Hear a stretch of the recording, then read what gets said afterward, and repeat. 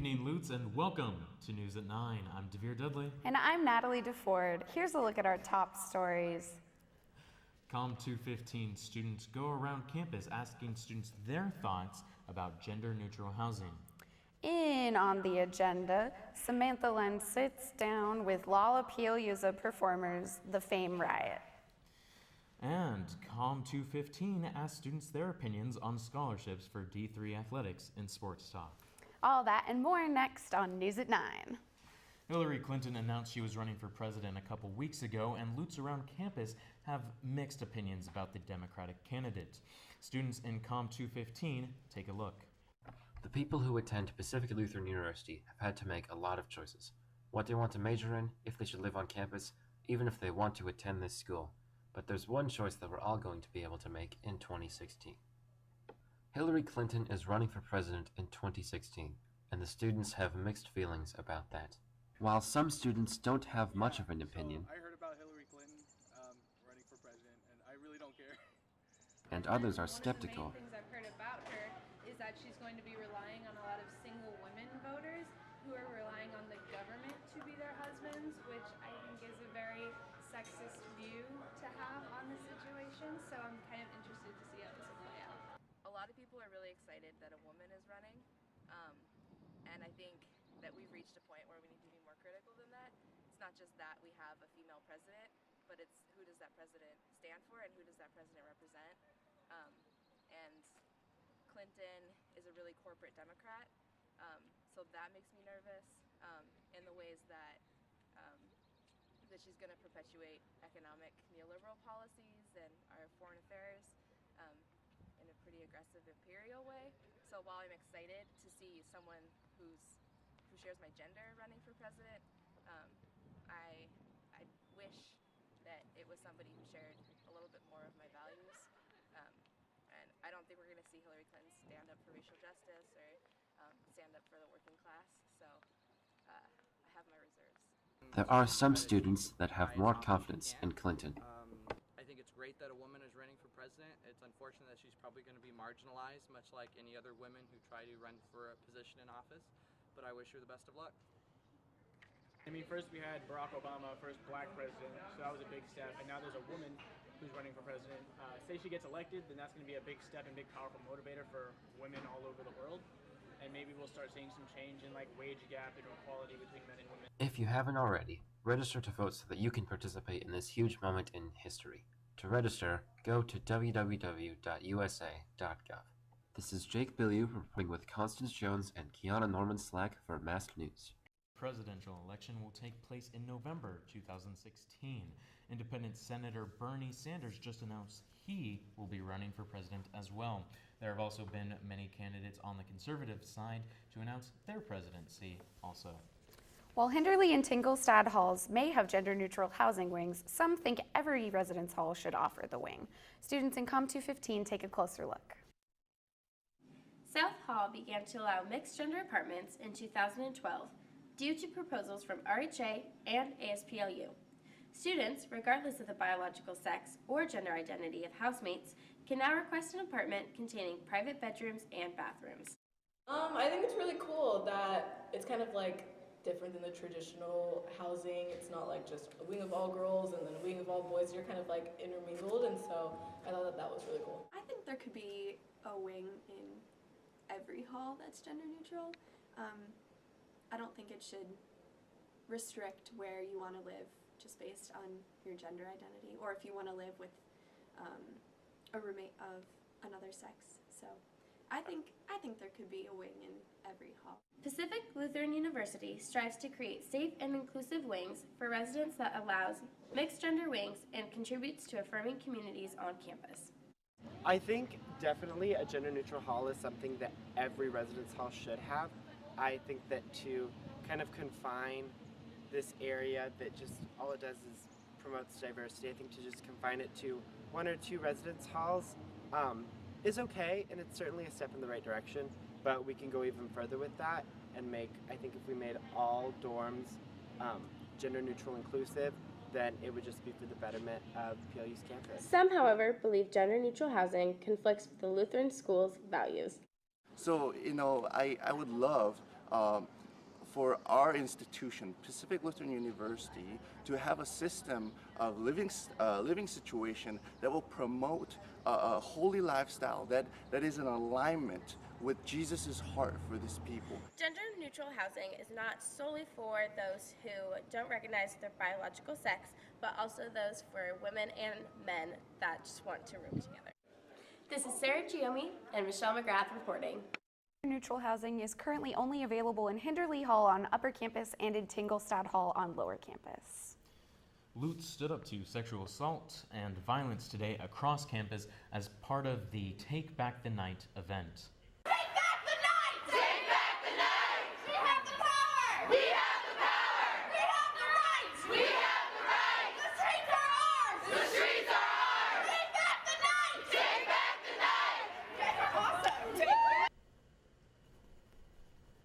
The evening began with speakers in Red Square, then radical cheerleaders marched around campus shouting and waving signs. The event ended in the cave with an open mic where students shared their stories and experiences. Take Back the Night is held by the Women's Center and the Sexuality Awareness and Personal Empowerment team. The PLU theater season is closing the year out with the production of Stephen Sondheim's musical Into the Woods. Based off the Grimm brothers fairy tales, the show emphasizes the age-old saying, "Be careful what you wish for." The show premieres at 7:30 p.m. on May 8th. Tickets for the PLU community are $3. Beginning next fall, Garfield Book Company will no longer be selling textbooks in store. The PLU bookstore is stopping its in-house textbook distribution. The bookstore will begin to direct PLU students to their new online partner, MBS Direct. However, with MBS Direct, students will see major changes in price. MBS Direct will offer new, used, rental, and ebook online options, which will be available for buyback at the end of every semester. Although you may not know it, new classes will be offered for the fall 2015 semester. Professor Catherine So will lead the new class, Marriage Equality and the Constitution, while the Women and Gender Studies Department will offer Intro into Trans Studies, which will examine the cultural and political difficulties around being transgender. Special topic classes are offered every semester and are likely to change from time to time. Stay tuned, we'll be right back after this commercial break. Next up is Jenny Boots with On the Agenda.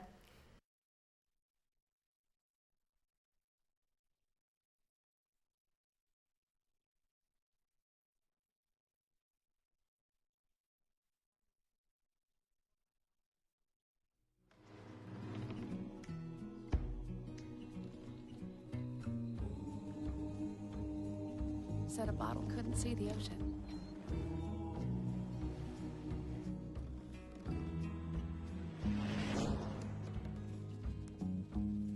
Give up. Go back to the dumpster.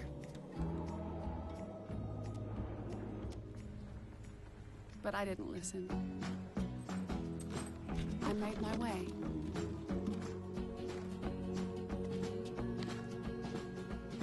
And now, I am what I've always wanted to be.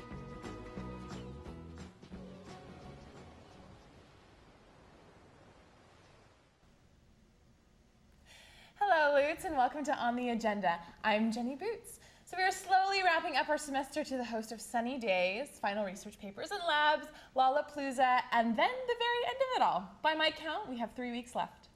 Of course, the highlight to spring here at PLU is our annual music festival, Lollapalooza. And Lollapalooza will be held on the golf course this year, Saturday, May 8th. The campus has been buzzing with news about the lineup, including campus favorite Lamolo, and the announcement of a food truck. This past weekend, the Fame Riot, Seattle-based pop duo and Lollapalooza performer came to campus for an in-studio session with Laser, and our very own Samantha Lund sat down with them. Take a peek. PLU, Lollapalooza. Lollapalooza. The PLUanians. We were around here one time when they were doing it, and when it looked like quite the fun little run. And now that we're, coming around as Fame Riot, I think it's really fun. I don't know, there's so many different weird areas around here. You give people don't have the opportunity to see you all the time. So we haven't played a lot at PLU. I think did we play here once before? No, another band. I played A lot of cahoots and but Lollapalooza. I don't know how to say that. Is there a proper form? It's Lollapalooza. Lollapalooza. You could also just call it Palooza. Lollapalooza. So then let's finish it out with, what do you want to see the audience doing? What do you want to see them bring? What do you want to see them doing while you guys are playing to pump you guys up? Dude, shoot, that's a good question. When people dress up, when you all dress crazy and you look beautiful, the freaks come out. You're very freaky. That's the most inspiring thing to me. We have a couple people that have been there from the beginning that dress up every time, and they come. We have them over now, and like they're friends of ours, and it's always such like a support to know that they came for you to dance. So yeah, they look better than us. You know, that's the coolest. Creepy sequins and fur. Creepy attire. Maybe some fur. Spandex. Come naked. And we'll know. Well, don't come naked. Dedicate a song. Yes. Yeah, just get ready to listen to music that you haven't heard before. Get ready to see some things you haven't seen before. And get all right in your brains. And come dance. We like dancing. That's the greatest. Putting people outside of their comfort zone. A lot of people are just comfortable standing still. I think it's an inclusive event. You know, I don't want people to just watch it. I want them to really have fun. And feel like they can be themselves. And if you want to dance, I feel like so many people want to dance. They want to dance. They're just self-conscious or whatever. Because somebody's watching. Their mama's in the back of the room. Like, no. Just get on your ass and dance. Wiggle that booty. Elvis to pelvis. For more information about Lollapalooza, and stay up to date at www.lollapalooza.com. And now for our weekly student media spotlight, take a look inside our own studio here at MAST TV. MAST TV is the student-run television station here at PLU, and each week we have a student-run news broadcast called News at 9, which airs Thursdays at 9 o'clock across campus, and we also stream live on the internet. We also offer a place for students to create their own entertainment shows. So this year we have 2 students who wrote and produced and directed and edited their own television show called Dear Emily, and that airs on our student-run YouTube page, so it's really exciting. Students should be involved with MAST TV because it's a really great place to learn new equipment and skills. We have a lot of different technology here that you don't really see a lot unless you're going into television broadcast. So it's a really good place to try stuff out and see what you like. An event we put on every week is News at 9. It's a really great environment. People get an anchor and work behind the scenes on a news broadcast, and you become a great family and support system for each other. So it's a really great environment. I'm involved with MAST TV because I'm a journalism major and I was looking to get more experience and something journalism related on campus, and I just kind of fell into MAST TV and I love it here. I have made such great friends, and I've learned leadership skills and new equipment and just new skills I wouldn't have been taught in a classroom. You just have to kind of go out and try new things and gain experience, and that's why I joined MAST TV. So this weekend is kind of the calm before the storm as we have Lollapalooza, Dead Week, finals, summer, all that jazz coming up. But this Friday night in the Cave is the Rave in the Cave, which will be held at 7:30 and is free to students, so definitely check that out. And upcoming next week, Wednesday, May 6th, is the University Concert Band, held at 8:30 in Lagerquist Concert Hall. So there are a couple things to put into your calendar. And Lutz, have a safe and happy weekend. And now on to Sports Talk with Sam and Austin.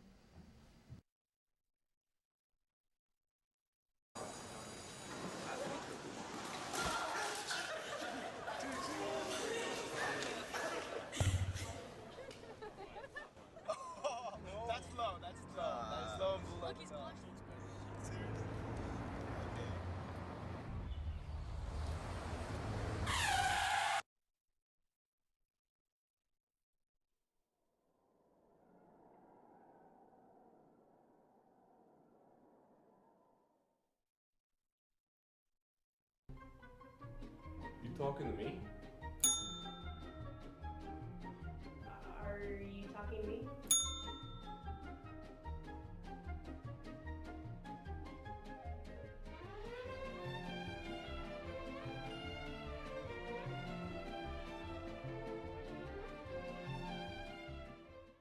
Lutz, I'm Austin Hilliker. And I'm Sam Lund. Welcome to this week's edition of Sports Talk. It's been an eventful 2 weeks since we last met, and some of the teams have actually finished up, but we still have baseball and women's rowing in full swing. Just in case you didn't get to catch any Lutz sporting events within these last 14 days, let us be your one-stop shop for everything that you missed. The baseball team played a handful of games recently. On April 18th and 19th, they took on Lewis and Clark and swept the Pioneers for a 3-game series. It was an offensive-driven game, as the Lutz won 21-16, 22-2, and 5-4. On April 24th, the Lutz geared up for the Northwest Conference Tournament, where they had to face George Fox for Game 1. Thanks to some excellent pitching and some active bats, the Lutz took out the Bruins 16-4, pushing them to the next round of the double elimination tournament. On April 25th, the Lutz battled with Whitworth University, falling to the Pirates with a score of 4-1. But they bounced back to beat Linfield College in Game 2, beating the Wildcats 7-6. Unfortunately, as the double elimination tournament continued, the Lutz dropped the ball and fell again to the Whitworth Pirates. The Lutz will host the PLU tournament this Saturday, May 2nd, against the Wildcats to try to make a run for the playoffs. Switching gears to softball, the Lutz finished their season on the best note possible, completely dominating our crosstown rivals. The Lutz took on the Loggers in a 4-game series on April 18th at home and April 19th away. The Lutz won every game, but unfortunately they will not make it into the Northwest Conference Championships because they ended in 5th and they only take the top 4. They honored 3 seniors in the team this year, pitcher Leah Butters, first baseman Tori Hamara, and third baseman Sam Bolter.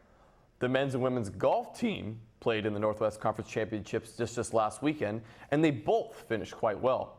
For the men, first-year Mitchell Baldridge was the top performer as he shot a 158 and 14 over par, giving him the opportunity to tie for 16th overall. Senior Kevin McCrossin was the next best Luton line as he finished 25th overall, shooting a 161 and 17 over par. Other Lutz finishing in the top 50 were junior Ryan Fenton at 33rd and junior Zach Martinson at 34th.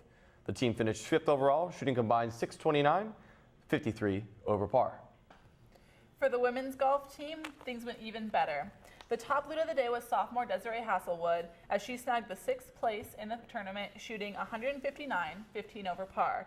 Other Luts that had some impressive performances were 10th place first-year Anella Barber, who shot 163, 19 over par, and 14th place senior Paige Henry, who shot 166, 12 over par. But before we continue telling you any more PLU news about what's been going on, let's take a look at what PLU students had to say about D3 athletes not getting scholarships. According to the NCAA, there are rules that prohibit athletic scholarships at the Division III colleges. Here at PLU, both athletes and non-athletes have very mixed reviews on whether athletes at Division III level should get athletic scholarships. And I do believe we should get athletic scholarships because we represent the school well and we work hard on and off the field. Many athletes and non-athletes here at PLU think that athletes should receive athletic scholarships. I think D3 athletes should be paid because the amount of work we do isn't any less, on top of the amount of academics is a lot harder. I think D3 athletes should be given scholarships because we work a lot harder than everybody else and we're at the collegiate level. Yeah, we pay just as much, if not more, than all the other colleges, so I feel like we deserve scholarships as everybody else. That if music students or other artistic students are compensated for having to spend more time working on their respective craft, I think that student athletes, even at Division III schools, should receive, scholarships as well. I definitely think athletes should get paid to go to school because, in my opinion, we do just as much work, maybe even more, than the music students here at PLU. However, many within the PLU athletic administration think differently. And my answer would be no, because I think philosophically most private liberal arts institutions our size are 81% of the Division III programs are our size, and so we compete in the Northwest Conference. So we would either have to leave our conference and find other Division II schools to play, or our whole conference would have to become a Division II program. I honestly don't believe that D3 should be offering scholarships, athletic scholarships. It kind of deters from the true meaning of what Division III is all about, and that's academics first, student first prior to the athletics. For now, it seems that Division III universities will not receive any athletic scholarships in the near future. Our track and field teams make quite the noise these last few weeks. On April 18th, they competed in the Spike Art Invitational in Ellensburg, Washington. For the men, it was a dominant performance. As usual, senior Tavon Stevens-Brown crushed the competition, finishing second overall in the shot put with a throw of 51 feet and 9 inches, and even finished third in the hammer throw with a throw of 166 and 2.75 inches. Notable performances by the men were senior Alan Bell, who took second in the 110-meter hurdles, and sophomore Egan Dunning, who placed third in the 3,000-meter steeplechase. Junior Eric Stradhort took first in the javelin throw with a toss of 57 feet 4 inches. On April 24th to the 25th, the Northwest Conference Championships took place, and the Lutes did quite well. Senior Tavon Stevens-Brown again won the hammer throw. First-year Garrett Hittner took third in the 100-meter dash and fourth in the 200-meter dash, and helped junior Marquis Jacobson, sophomore Brady Daly, and senior Alan Bell place fourth in the 4x100-meter relay. Junior Eric Stouthort finished third in the javelin and even earned all-conference recognition. The Lady Lutes turned it into high gear as well. On the 18th of April, junior Dominique Jackson led the women's team with 2 top 5 marks in the throwing events. She placed third in shot put with a throw of 40 feet and 3.25 inches, and she placed fourth in the discus with a throw of 121 feet and 3.75 inches. Other notable performances took place by senior Taryn D, who took third in the 400-meter hurdles, and first-year Sarah Newman, who took second in the 10,000-meter race with a time of 51 minutes and 17 seconds. At the Northwest Conference Championships, the women didn't get off the gas pedal. Junior Amanda Wilson led the way as she finished third in the 400-meter dash and sixth in the 200-meter dash. In addition to those races, she helped a first-year Michaela Grady, sophomore Emily Gauntz, and senior Taryn D to take fourth in the 4x400 relay. The NCAA Track and Field Championships will be held May 21st through 23rd in Newburgh, Oregon. Moving on to tennis, our men's team finished up their season losing on the east side, losing to both Whitman and Whitworth. Before the matches, the Lutes had a 3-match win streak, but ended the season 5-13 overall and a record of 5-7 in the Northwest Conference. Our women's team took 2 losses to finish out their season. Both matches were played outside for the first time in 4 years, and the Lutes lost to Whitman 8-1 on Saturday and barely lost to Whitworth 4-5 on Sunday, which was senior day.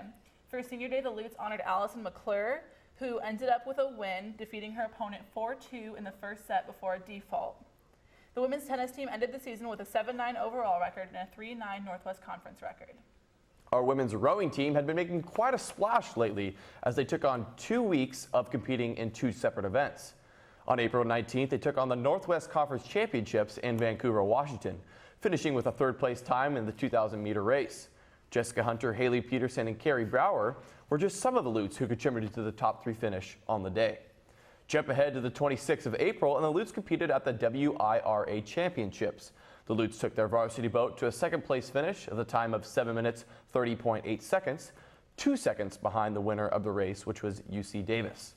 The JV boat won their race as they wiped out the competition with a time of 7 minutes 47.7 seconds. The Lutes' next race will be on May 2nd for the Meyer-Lamberth Cup on American Lake.